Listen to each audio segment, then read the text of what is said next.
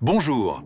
Tu savais que dans le chapitre 23 du Dernier jour d'un condamné, Victor Hugo réalise un coup de génie. Il nous présente un personnage qui est le miroir inversé du héros. Si le narrateur est un homme instruit, le frioche, lui, est le pur produit de la misère. Si ce chapitre te semble complexe, ne bouge pas. On va décoder ensemble cette rencontre choc, étape par étape. Remettons les choses dans leur contexte. Le condamné vient de quitter la prison de Bicêtre. Il arrive à la conciergerie, une étape sinistre avant l'échafaud. L'huissier le remet entre les mains du directeur de la prison qui le jette dans un cabinet étroit. C'est là qu'il se retrouve face à face avec un autre condamné à mort, un homme de 55 ans surnommé le Frioche. Un ancien forçat, marqué par le bagne, qui attend la même carriole pour faire le trajet inverse vers Bicêtre. C'est un moment de bascule, où deux tragédies se contemplent. Ce chapitre est fascinant car il mêle étroitement narration et description. Mais ce que tu dois retenir, c'est le procédé du récit enchâssé, ou mis en abîme.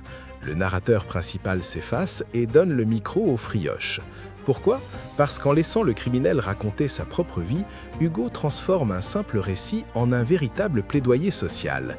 L'idée générale est claire, montrer comment le système judiciaire et l'indifférence de la société fabriquent, pièce par pièce, les criminels qu'ils finissent par exécuter. Entrons dans le vif de l'analyse. 1. Une ambiance sombre et la déshumanisation du système. Hugo commence par une description réaliste et péjorative de la conciergerie. Corridors étouffés, escaliers secrets, portes basses. Le texte suggère une impression de honte. La justice semble se cacher pour accomplir son œuvre. Remarque bien le vocabulaire du directeur. Il utilise la métaphore animalisante de gibier pour désigner le forçat. C'est le sommet de la déshumanisation. L'homme n'est plus qu'une proie traquée. Puis vient le portrait du Frioche. Vieux, sale, repoussant. Mais attention à la figure de style essentielle. L'oxymore, rire amer. Ce contraste montre que derrière la carapace du dur, il y a une souffrance immense. Enfin, l'utilisation massive de l'argot, Charlot, la veuve, la cravate, n'est pas là par hasard. C'est la langue des exclus, le signe que cet homme est déjà mort pour la société civilisée. 2. Le registre pathétique ou la fatalité de la misère. Hugo déploie ensuite le registre pathétique pour forcer ton empathie. Le Frioche nous révèle son destin, fils d'un condamné exécuté, orphelin à 6 ans, jeté dans la rue. Il n'a pas choisi le crime, il a été élevé par la boue. En insistant sur des détails concrets comme les pieds nus, le pain noir et la faim, l'auteur veut que tu comprennes que la criminalité est ici une fatalité économique et sociale. Le Frioche n'est pas un monstre, c'est une victime de la misère. C'est ce qu'on appelle le déterminisme social. Enfin, Hugo utilise la satire et l'ironie pour accuser la société d'hypocrisie.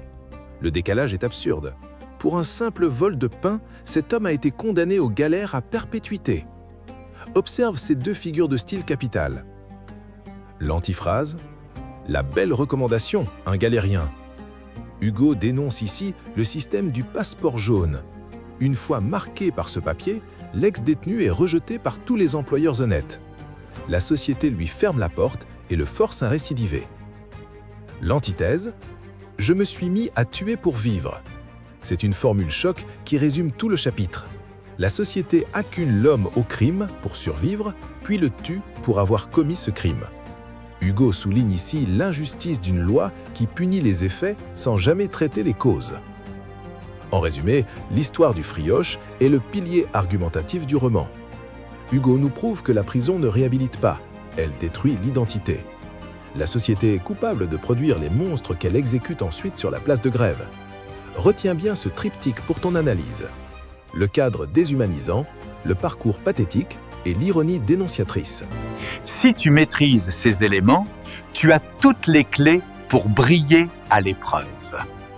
Courage, continue tes efforts, tu es sur la voie de la réussite. On se retrouve très vite pour un nouveau décryptage.